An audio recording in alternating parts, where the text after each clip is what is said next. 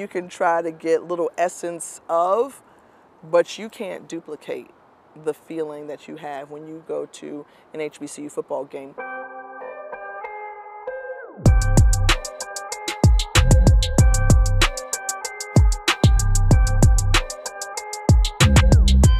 Yes, sir! All right, guys, welcome back to another episode of The Rundown with Reggie Chapman. I am your host, Reggie Chapman, and today I'm very, very happy to be joined by really a trailblazer in the sport of college sports.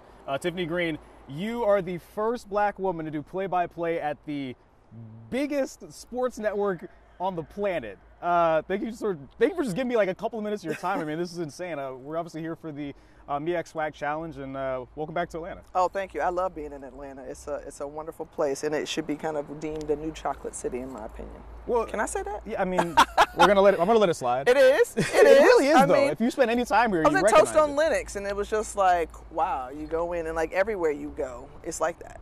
It's incredible. Yeah. I'm curious for you as somebody that works at. And we'll get to your story and everything in a second, but just Atlanta in general, right? This is a location for a place that they do the kickoff game every year.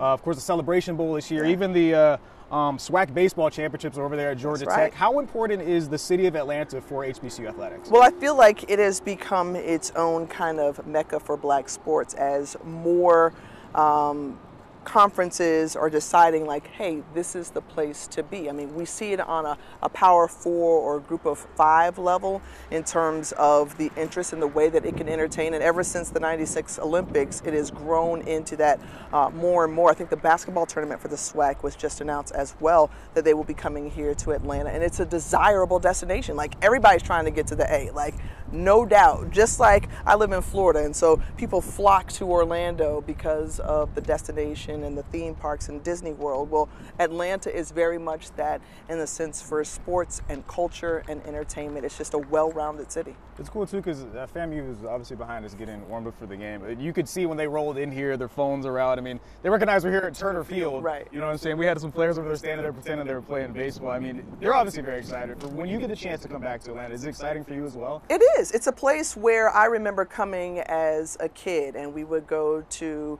you know, the King Center, or we would just go around and soak up all of the history, go to the AUC and just understand what HBCU culture was like outside of our time at Florida A&M. And then you add the component of family. Many of my family members live here. So it's just, it is a very familiar place, and it's one where you can always find something new to do, whether it's you're taking in, you know, the aquarium or you're going to the trap museum. Like, it just offers you so much that you can never get tired of coming back to Atlanta. Well, you're not new to, like you said, your family's out here, but you're not new to like even working in the state of Georgia. We used to work in Savannah. That's right. That's right. Like, I mean, hey, I was with WJCL and WTOC during my 3.5 years there, and that's where I really cut my teeth in the business. That was my first on-air opportunity as a MMJ is what they call it now, but a one-man band is what we called it back in the day. And I mean, like, thugging it out, okay? Right. Like, this heat and greater, walking in heels, lugging around heavier camera equipment than there is now, trying to turn stories. Like, all of those bring back such wonderful memories because it was the foundation, and it showed me just how hard you have to work in order to stand out. You've got to do more. You've got to be better in any way that you can. So it was just a wonderful foundational piece for me and a building block, and I will forever be grateful for my time in the state of Georgia and Savannah and what it just did for my career, because that was the launching point. We're going to take a second to talk about FAMU in a second, because I know how much it means to you and your entire family. Yes. But to go from FAMU to Savannah, and I read that you did almost every other job under the sun as you tried to work your way up to here, to be the first black woman to ever do college football in the booth. Was this always the goal, or especially since there was nobody that had ever done it before, was this always what you were shooting for, or did it just end up this way? Right. No, it was something that I was always gunning for, and I was the one egg, one basket kind of person. So I put all of my energy into it. I saw it in my household. I learned about it because my father was a trailblazer in the Tampa Bay area. And so while I didn't get to see him on television, I learned of his radio career and was much more involved in that. And he always pushed me. My mom was a great encourager as well. So I was the kid who wrote down in my kindergarten yearbook, hey, what do you want to be when you grow up? Sportscaster. And whatever I had to do to get there, I wanted to be a part. And I tried to be in terms of the field of play. Like, I wanted to play basketball. I was always in the backyard, you know, playing football with myself, throwing up the football. And then I went to the Boys and Girls Club and did throw up tackle. So I was always into sports in one way or another. And once I realized that, hey, look, I don't have a future in this. I feel like that's, right? That's everybody that's ever done Yeah. that. I feel like me and really every other sportscaster, we're just all washed up athletes that just didn't make it. Exactly. Like, so we didn't make it, but I still wanted to remain connected to Correct. sports in some form or fashion, Yeah. and to be able to still be a part of the game, getting up for it, preparing for it, no different than you're going on the field or on the court. Like, that's such a satisfying feeling. So that gives me like great joy every time that I get to call a game, because it's like, oh dang, like I'm putting in the same work and preparation in different forms as the athlete, and it helps to satisfy that athlete's mentality, that competitive edge that I think we all have. So the news background really helped me, and I was talking with someone yesterday that news really helped me to become a better storyteller. Yeah. Right? And connect the dots, and you just transfer it over to whatever the topic is, in this instance, sports. So when I moved to Orlando, I kind of was this feature type of reporter, and then they started a 24-hour sports network, and I was able to transition over there. And it was that time where I then got an opportunity to do more. And it was like, okay, sideline reporting for our high school football games, or, you know, doing play-by-play. I had only tried my hand at that in college for softball, or the PA announcer for basketball. So to be able to do it throughout an entire broadcast was something special. And I think that was, to me, the turning point in my career, because it allowed me an opportunity. How many times do you get reps and a chance to be able to call games and stuff like that? You don't. So when people are trying to break into the business, that's the hard part. Where do you go to get those opportunities? I was really blessed to be able to have that. And so, boom, from there you get recognition, and people are starting to see you, and it is unique. And I recognized too, I was like, okay, well, there aren't a lot of women, and more specifically, black women in the play-by-play chair. So let me see if I can carve out my own niche, because there were a lot of women that I knew that were doing sideline reporting, and that's how I got introduced to ESPN. But I wanted to go beyond that and challenge myself. And I used to sit and listen to Steve Stone and Harry Carey, Pat Summerall and John Madden, you know, Marv Albert, all throughout. And Robin Roberts was like the one person that I could point to and say, oh my gosh, I want to do that, and I want to be that, because outside of her SportsCenter anchor job, she did college basketball play-by-play for the women's games. So I wanted to kind of chart my own course and do something very similar to what she did, because I admire her so much. When you got to this point, did you recognize, like, at what point it kind of hit you, like, I did it, I'm the first, or is that something that you're shooting for? Like, where does it kind of hit you? Well, it wasn't until actually like a day or two before the game, or just leading up to Alabama State, who hosted Alcorn State, and that was back in October of, I want to say, 2017, 18. I always like mix up that year, because I'm like, I really wasn't seeking this. That's not what I was searching for. And people kept making mention of it. And then our ESPN PR department said, hey, I think you are the first black woman to call college football on a major network. Like, from a play-by-play seat. That's a big deal. Massive. But you try not to take that on too much, because then it becomes greater pressure, right? And this, you know, we're already in a pressure cooker type of job where you've got to be able to perform. Putting that in the back of your mind only creates more anxiety, I feel. And it was definitely that. I had to like woosah, I don't know how many times, and try to dance and just loosen myself up, because I understood the magnitude of that moment, and also the wonderful responsibility that I was gifted. So I didn't want to screw it up, so that I can create the pathway for others to come through. Like, I, you know, was able to open the door, and like, boom, I'm trying to bust it open wide, so that so many more flood through that look like me, and look like me and you. So it was a lot, and I had to process it, and it took time, and more people bring it to your attention, and so you're like, whoa, okay, yeah, this was a thing, but I'm grateful for that thing. What do you think it is about you and how you do games that's maybe separates you? Other than the fact that, like you said, there's nobody else like you that does it. Right. But where did you kind of find in the work that you're going to find a way to separate yourself to help to get the point? Yeah, and I feel like I've tried to pull from different people because, you know, when you first start out in the business, you try to emulate or copy people because you like their style, their tone, their style, their delivery. And I feel like I did a lot of that and pulled from a number of broadcasters. Stuart Scott was among them, right? Mm-hmm. Because he was the first to come on the scene to be culturally relevant and drop those gems within highlights. That was me. That's how I got all that, right? Stuart Scott So it was beautiful to see because we had never seen it done before. And quite honestly, I don't know that we will see it as masterfully done because he was the first to do it.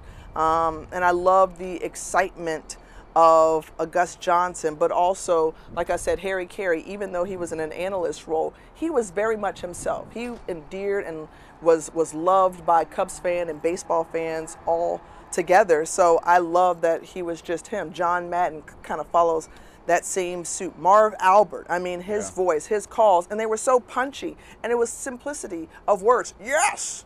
And that was it. That's all he had to do. And it was just like, oh, you know what time it is. So I feel like I brought a mixture of a little bit of all of that, plus myself. I like to think I'm up on music and current culture and what's popping and how I talk in my household or with my friends. I wanted to bring that to the stage because everybody is already doing a lot of the same thing. So if I just go out there and I'm myself, and that took time to grow into the comfortability of like introducing that to everybody and being comfortable with that. But like, you know, I feel like now, as I've heard, you know, got a little swag to the sauce, and I feel good about what I'm doing. And now players say, oh man, I love when you do that. Yeah. Oh, I love this call in the game, and they'll go back and play it on their phone. And I'm like, oh shoot! So like,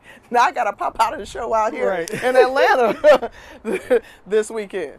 Has there been a moment where you were like, I've made it, or like a moment where you were, I don't know, I don't want to say starstruck, because you know what I mean, or has there been that moment where you were like, okay, I'm kind of on that level now where people can see me. Right. So I try really hard. Like, my mom is huge in trying to humble me and make sure that I remain that way. I don't think I get ahead of myself too much, and I don't take myself too seriously. I just like to have a good time and be that cool person who you can count on and you know is going to be professional. But I will say there have been moments, but one most recently was invited to the office of the vice president, her house, her residence. And it was a Women's Sports Foundation event. Billie Jean King was the founder of the foundation. And I got to tell you that I was in a room of heavy hitters, women in sports who have done tremendous things and are continuing to do that. And I walked around there and I was like, yeah, I feel good. Wow. Like, I feel like I'm comfortable, I'm me, and I belong here. You know, because sometimes there is that doubt that creeps in, or that small voice is like, you're not good enough, or, you know, you're not supposed to be here. It's like, no, like I can tell you that I have had a number of people who have reaffirmed me, spoken life into me, so that when I got there, it was just like, God told me, yeah, you're supposed to be here. And that alone was just so satisfying, right? Because we are in a subjective business. We are in a business where, because we're front facing, a lot of people have a lot to say about us, and sometimes those comments and thoughts kind of start to fester in our mind. And I'm not trying to sit here and kind of provide a therapy session, but it's an honest and real thing. And especially now with social media, they can get to you so easily now. There's so much out there that, you know, you've got to protect your peace, and you've got to, you know, continue to rewind the thoughts and remind yourself of the good things that you have done and the value that you add to where you are, and remind yourself like, yo, I'm good enough and I'm supposed to be here. And I've worked hard to be here. I have paid my dues, right? I am very proud of my journey. I am so proud of it. Some people can go straight from one place to the next and boom, they're on the national scene and they're stars. That was not my story. Yeah. All right. I started in local news and I got it in the mud, if you will, for about 10 years before I made it to my dream destination of ESPN, and I wouldn't take anything from my journey. Wild. Not many people can say that, right?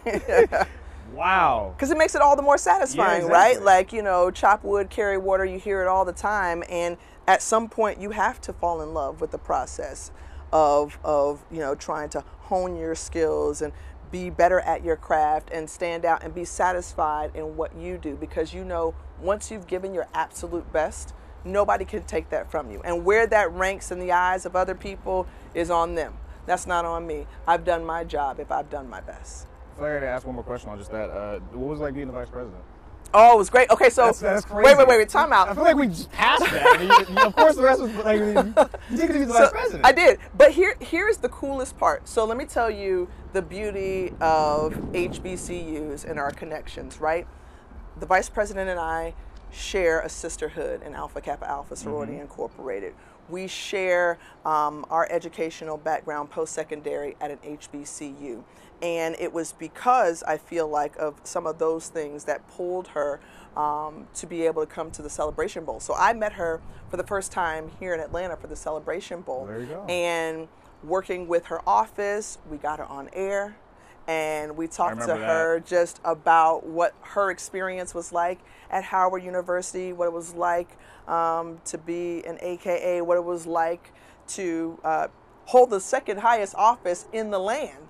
So but she was so real and cool. It felt like familiar. Yeah. It felt like kinfolk. Yeah. And so that was like one of those career-defining moments, because we fought really hard to make that happen, and people don't see those things behind the scenes. But that was so cool. So when I saw her in her residence, one of the first things I said to her as we're about to take a picture, so sorry, my rattlers had to beat up on your license. She said, wait a minute, did you forget where you were and whose house you were in? Right. But like, I could say that to a person who may potentially be the president of the United States. Like, that's a moment that I feel like I'll forever cherish, because it was all based on the foundation that I received at an HBCU to kind of have that familiarity. And we laughed about it and we kind of joked back and forth with it a little bit more, but that was just one of those. I'll never forget that. That's insane. Yeah. That's an incredible story. Let's talk about FAMU for a second. Yeah. I mean, it's very clear how much it means to your family. I think your great-grandmother back in the early 1900s. Yep, was 1908. There. Did you even have a choice of being able to go to FAMU or Really? not? No. Okay, there you go. like real talk? No. Okay, and I tried to be the rebel. I'm the youngest child of two, and I was just like, oh no, I'm gonna go here, I'm gonna go there. And my parents were like, well, if you get a scholarship, great. But let me tell you, my child and my money are going to FAMU if we have anything to do with it. And well, you see where I ended up. And it was the best decision that I could have ever made, because most people don't quite understand. Everyone has allegiances to their universities and where they went to school, but people don't quite grasp kind of the insane love that FAMUans have for our university. It's something in the water, I don't know, but it's an infectious spirit. It gets down in your bones. It was implanted in me from when I was a little girl. So we were going to Florida Classics. We were coming here for the Atlanta Classic. Back in the day, it's always been a part.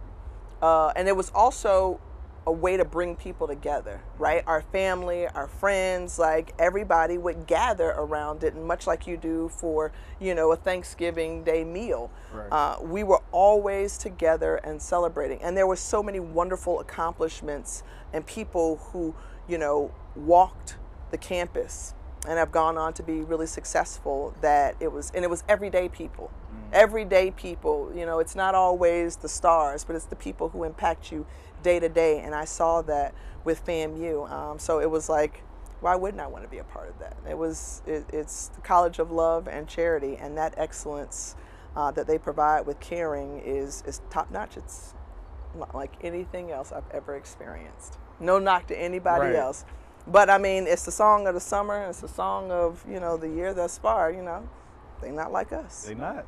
You got to go back and speak in 2022, right? At the homecoming, yes. Right? What was that like? Now that right there was like career accomplishment, check off the list. You know, I can't begin to. It was like a seminal moment. Like I can't begin to tell you how much that meant, because I remember having to go with my family, you know, during homecomings when my sister was there. Even prior to that, my dad's from Tallahassee. So being able to then go as a student, it was just like, all right, well, you know, check it off. Right. You know, get credit for class, like, But you saw who was coming back, and you appreciated the knowledge that they dropped and that they cared to come back and, you know, give us their insights and words of wisdom. So to stand up there and to do that, and my husband introduced me, and that's where we met at FAMU, and it was just like, it was like the perfect storm. I'm not saying that it was like my wedding day, right? Right. Can't say that. You can't say that. Can't say that. But I mean, it's like right up there with it, because I got to experience it with my husband, and my family was there, and then my collective family was there. It was just one of the best moments, I feel like, of my career. Last couple questions. I want to talk about just HBCU football in general. FAMU, you make that move over to the SWAC, win the Celebration Bowl this last year over Howard, which was pretty cool. It feels like, obviously, HBCU athletics and HBCU football has been growing over the last couple of years. Has always been growing, but then, of course, you get Deion Sanders coming in here, and then, of course, the stage that they have with the Celebration Bowl here and everything else. It's just, how have you seen how people perceive HBCU sports, HBCU football over the last 5-10 years, and where you kind of see it going? Well, they're hungry and they want more, and that's the beauty. And I think that's one of the things that Coach Prime did during his time was, yes, there was a greater attention and platform that more people, an audience that didn't necessarily tune in before, got a chance to be introduced to. And it's just like, oh man, this is really good football. And then in addition to that, the awesome traditions, the legacy, the kind of pomp and circumstance, if you will, nothing like it. that is of the pageantry, I guess is the better word for it, that you have with HBCUs. You can't replicate that anywhere. I mean, you can try to, you know, reappropriate, you can try to get little essence of, but you can't duplicate the feeling that you have when you go to an HBCU football game with the band, with the cheerleaders, with the alumni. It's just one of those, you hear it said so often that it kind of dulls it down, but the family reunion kind of feel or element, everyone is coming together. So I feel like more people are attuned to it now and are enjoying it. And I think it's going to continue, quite honestly, because the conversation is still there around it. Like, hey, there were no players that were drafted from HBCUs last year.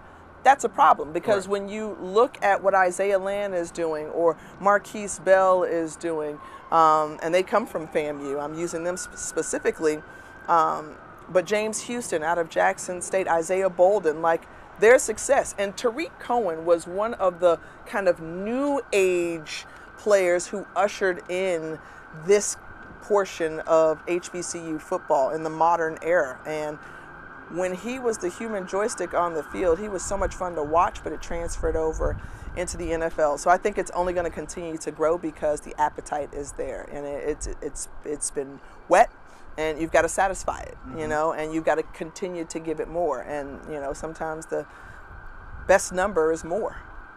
So as you continue to see more exposure for HBCUs and more interest, and I think NIL and all those things and portal obviously play a factor, you get to see more of your favorite players, right.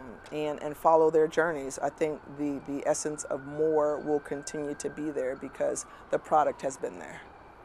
My last question is, where do you kind of fit into all of that? Your role in helping HBCU football take to the next level, and do you feel some of that pressure, or do you enjoy having that role of knowing that you get the chance to help bring this incredible version of the sport to a different strategy? I welcome it. Yeah. I want that. You know, at ESPN, one of the things that I have told my boss is that this is something that I take ownership of. Like, it is close to me. It is near and dear to me. So I want to take care of it and do the absolute best job that I can. I'm working behind the scenes to try to get more, along with others who are championing the causes of HBCUs. And I feel like I'm an ambassador for HBCUs and HBCU sports. I think, you know, Jay Walker and I created Black College Live to try to bring kind of the essence and elements of HBCU life to the screen on a college football weekend. Not much different than what you see from College Game Day. And we are working, and it's a passion project. You know, we're still working to bring support, but this is an out-of-pocket labor of love, in addition to those sponsors who have been dedicated to helping us along the way to make sure that we tell our story and we highlight the wonderful things that are happening, and not just kind of, you know, check a box or pocket it in and package it in one particular form. But there is so much wonderful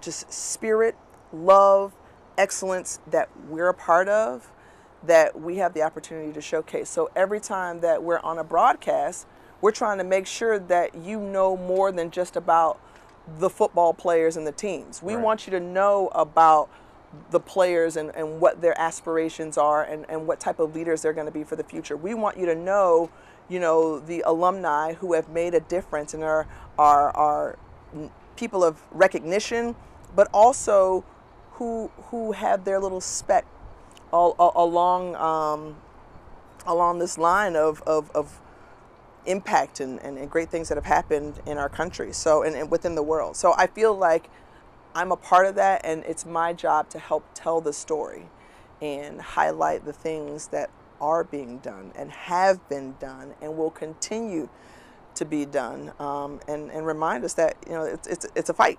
Yeah. It's a fight, but I think that there are a lot more people who are joining the fight to share the stories of HBCUs, to hire HBCU students, to see the true value in it.